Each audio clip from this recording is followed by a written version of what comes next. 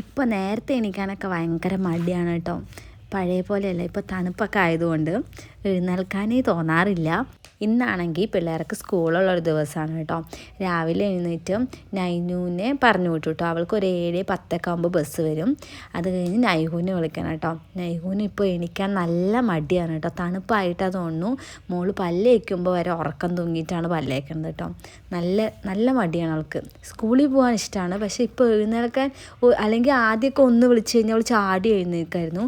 ഇപ്പോൾ ഞാൻ അവിടെ നിന്ന് പൊക്കിയിട്ട് വരികയാണ്.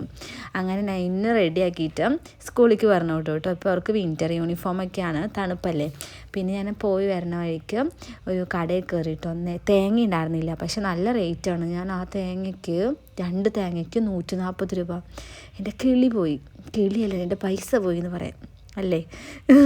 ബീൻസ് മേടിച്ചു കേട്ടോ. ബീൻസിന് 1 കിലോ 160 രൂപ. ഞാൻ മേടിക്കാതെ എല്ലാം എടുത്തിട്ടിട്ടാണ് വില ചോദിച്ചത്. 400 ഗ്രാം മേടിച്ചോളൂ കേട്ടോ, 60 രൂപ. നല്ല റേറ്റാണ്, എന്താ ചെയ്യുക. വെണ്ടയ്ക്കൊക്കെ റേറ്റ് കുറവാണ് കേട്ടോ. അങ്ങനെ നൈഹുവിനെ വിളിച്ചിട്ട് വന്നു. അത് കഴിഞ്ഞിട്ട് ഇന്ന് നൈഹു കുട്ടിയുടെ പിറന്നാളാണ് കേട്ടോ. നമ്മുടെ നാൾ വരുന്ന ദിവസമാണ്, കാർത്തിക നാൾ. അപ്പോൾ അവൾക്ക് ഒരു പായസം ഉണ്ടാക്കി കൊടുക്കാമെന്ന് വിചാരിച്ചു. ചെറുപയർ പായസം കേട്ടോ ഉണ്ടാക്കിയത്. നമുക്കിവിടെ റേഷൻ കിട്ടിയതായിരുന്നു ചെറുപയർ കേട്ടോ.